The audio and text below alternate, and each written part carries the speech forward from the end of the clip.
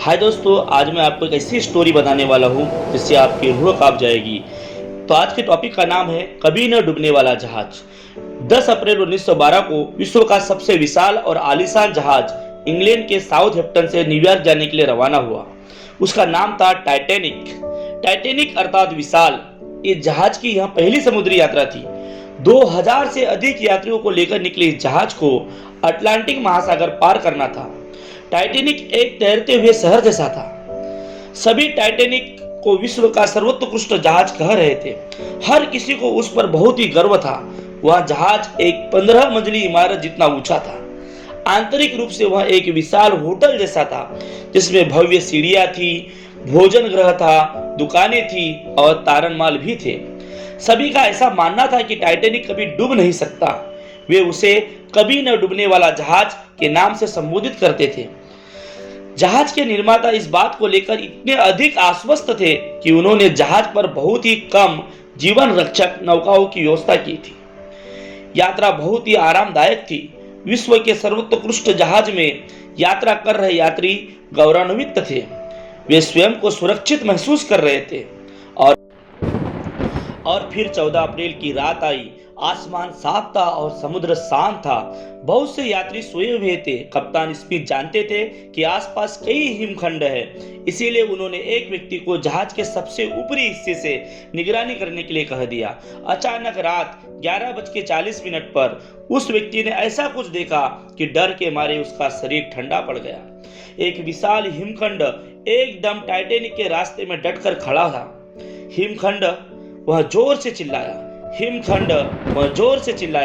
कप्तान स्मिथ ने हिमखंड से दूर रहने के लिए टाइटैनिक को मोड़ने का भरकस प्रयास किया, पर बहुत ही धीमी गति से अपनी दिशा बदल रहे जहाज का एक भाग हिमखंड से टकरा गया। जहाज के ऊपरी हिस्से पर बर्फ की बौछार हुई। हिमखंड ने जहाज के ऊपर के हिस्से में छेद कर दिया। जहाज के निचले हिस्से में पानी भरने लगा। अधिकांश यात्रियों ने कुछ नहीं सुना और वे सोए रहे। कप्तान स्मिथ और उसका दल जहाज में घुस रहे प्रचंड जल प्रवाह को रोक नहीं सके।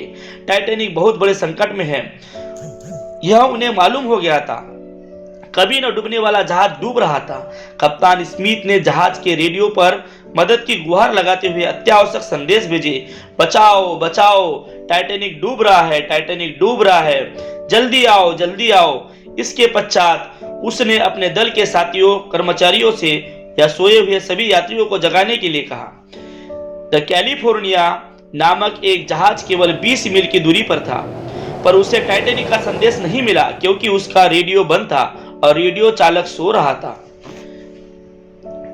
कैरपेथिया नामक एक दूसरे जहाज ने टाइटैनिक की मदद की पुकार सुनी और तीव्र गति से उसकी ओर चल पड़ा।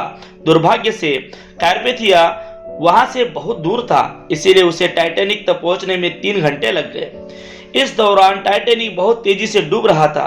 कर्मचारियों ने जीवन रक्षक नौकाओं को समुद्र में उतारना शुरू किया, पर उस नौकाओं में कुछ यात्रियों के लिए ही पर्याप्त स्थान था, जबकि टाइटैनिक पर उस समय 2000 से अधिक लोग मौजूद थे।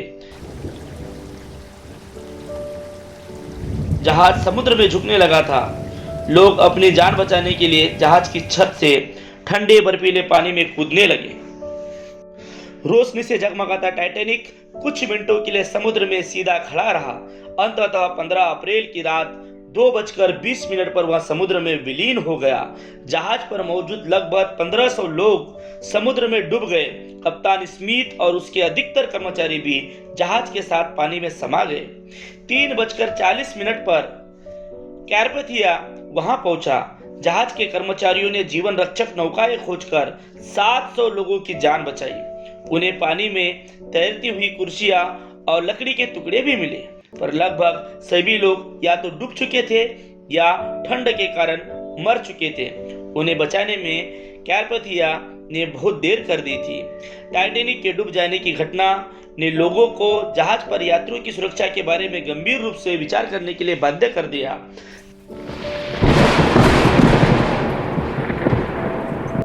जहाज पर जीवन रक्षक नौकाओं की संख्या इतनी कम क्यों थी और रेडियो बंद क्यों रखा गया था? जैसे प्रश्न लोग पूछने लगे थे। वर्ष 1913 में यह निर्णय लिया गया कि प्रत्येक जहाज में सभी यात्रियों के लिए पर्याप्त संख्या में जीवन रक्षक नौकाओं की व्यवस्था होनी चाहिए। यह भी निर्णय लिया गया कि जहाजों को अपनी रेडियो दिन रात प्रत्येक घंटे कार्यरत रखना चाहिए।